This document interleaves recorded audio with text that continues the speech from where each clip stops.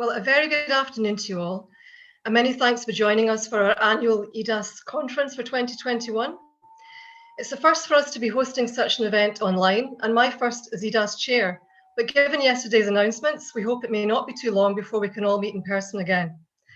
The beauty of online, though, means that we can reach far more people geographically, and indeed as a national organisation, we have a Scotland-wide audience today here, with people joining us from Orkney and Shetland, right down to Dumfries and Galloway, and the many areas in between. So a very warm welcome to you all. I'd also like to thank our excellent lineup of speakers, Susan Aitken, Chris Stark, Kirsty Berge, James Kenny, and Lindsay McQuaid, and of course our host Martin Valenti for taking time out of their busy schedules to be here today. We're really delighted to have your company.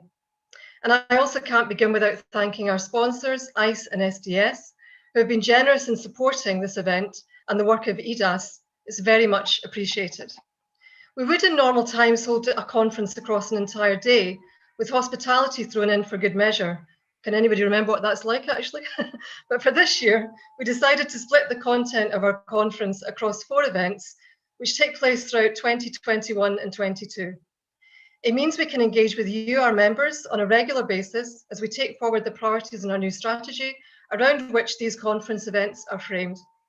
We hope this will make things more accessible for you as you fit these bite-sized 2-hour slots, there or thereabouts, into your busy working days. We also hope you see this as the main mechanism for building an ongoing conversation around climate change and Scotland's economy in the lead up to the COP26 event in Glasgow in November and beyond, and for showcasing some of the incredible ideas and developments taking place in the economic development community across Scotland. Our conference event is entitled Planet, People and Place, Scotland's Climate Opportunity.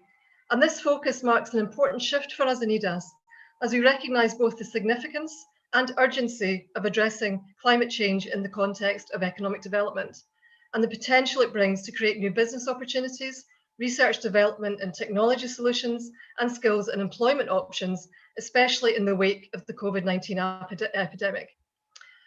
EDAS's new strategy and vision has 2 main aims: to support a Scotland that has a sustainable and prosperous economy, bringing economic, social and environmental well-being to all of its people and communities, and to ensure that those delivering economic development have the optimum skills and knowledge to support and implement this vision. Our annual conference today is clearly supporting these aims. As we begin to emerge from the COVID pandemic, albeit recognising that we're likely to be living with it and its effects for some years to come, our attention must shift now to climate change. We know the future of our planet and future generations depend on it. Our actions and those of previous generations over centuries of industrial development, whilst bringing progress, have reaped terrible environmental consequences. It's now our responsibility to try and fix this before it's too late.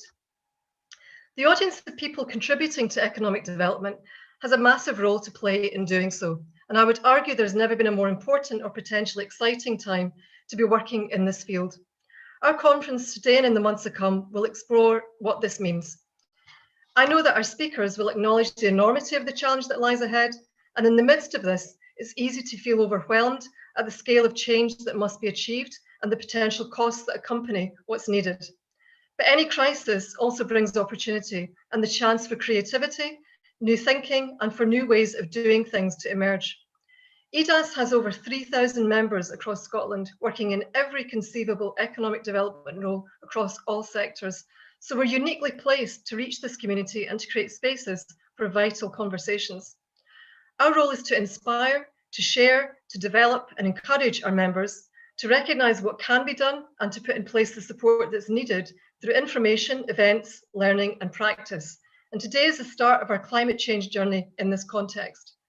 Last year, very quickly in the first lockdown, we began a series of COVID conversations which demonstrated to us the appetite that exists within our economic development community to engage with top-notch speakers and experts to share ideas, connections and responses to the shock of the pandemic and its impact on our economy. Our conference is building on this model. We've even talked about nicknaming it COP, or Climate Conversations. And in the same vein, it seeks to bring together knowledgeable, high caliber speakers to share the latest thinking, briefings and information on climate change and Scotland's economy. But we don't want this afternoon to be a passive experience, useful as listening can be. You'll see from our agenda that we see today as a call to action for both EDAS and our audience. Throughout the session, we'll be taking a series of polls so we can get a sense of where you are with this agenda and hear what you need from EDAS going forward and to greatest effect. We also want you to go away feeling energized and inspired to make change in your own organisation and in the way you do your job as a result of what you've heard today and the ideas that this has generated. So whether you're here because you have a key role in supporting businesses to make that just transition to a green economy, are immersed in climate change planning, are just beginning your own learning process around the climate agenda and want to know more about what it means for you as a practitioner, or are simply curious to hear what our amazing speaker lineup will share, we hope the various elements today, strategic and operational, add to your knowledge base, pique your interest, and most of all, bring about actions in your own life, professionally and perhaps personally too. And with that, I'm delighted to hand over now to Martin Valenti, Head of Climate Enterprise with Scottish Enterprise, who brings a wealth of knowledge, experience and passion about this subject. It would be really hard to think of anyone better to be hosting our event today. So sincere thanks, Martin, for supporting our EDAS work and our role. We're really pleased to have you here. Thank you. I'm surprised by that introduction there, Liz. Thank you so much. I'll take it. Don't get me wrong. It was very flattering.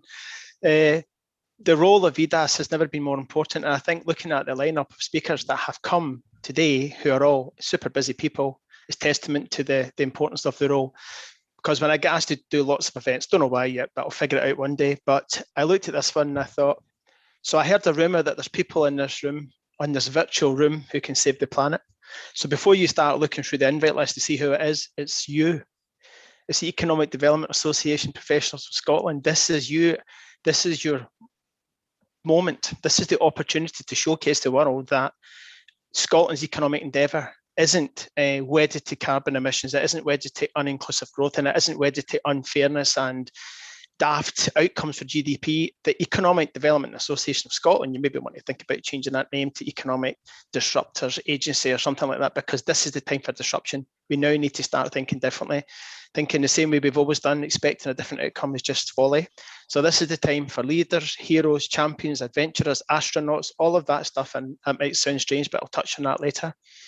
Liz, you did mention about it being interactive, and we've got our own very own John Curtis, who's far better. Obviously, we've got Elizabeth who's going to jump on when I ask her in a few minutes to tell us a bit about the polls, to kind of get you warmed up and get you started. I'm happy for you all to be sitting with cups of tea and biscuits, but please get involved. We need interaction, we need discussion, we need challenge, and we need effort. And most of all, we need, and you say that, Liz, passion. So 172 days to go till COP. What's the world going to see when they come to Glasgow? Are they going to see a nation on its knees crumbling under the challenge of Climageddon? Because that's all we hear about. Or they're going to see a nation on its toes, a nation that's got ambition, capabilities, passion, creativity, solutions, coordination, collaboration, and a fearless, relentless attitude for success. Do I need to do a poll on that one? I don't think so. So for me, this is their chance, like never before, to stand up and show the world that, you know, as well as given previous industrial revolutions and economic systems, this is payback time for Scotland. We now have to recreate and reinvent what people see Scotland as a nation as. And I could not think of a better city in the world that could be bringing forward that story of hope over fear, that story of optimism over outrage, and that story of businesses being key and essential to Scotland's transition to net zero. And by the way, that transition will only be a just transition. Otherwise, let's not bother doing it, because we understand the failures that economic systems can have when they have the wrong pursuits and outcomes. So let's make sure that when we deliver sustainability in the real world, it has baked in outcomes for environment, economy, well-being, society, communities, because that is the bread and butter of economists. So I'll leave that as a kind of like a challenge at the moment. And there's something else I'd quite like us all to get a bit involved in, is changing the narrative and the mindset, please, because if we view climate change as this cliff edge, no one's going to move. We're all going to wait to see who else is going to move and then blame them for not moving fast enough.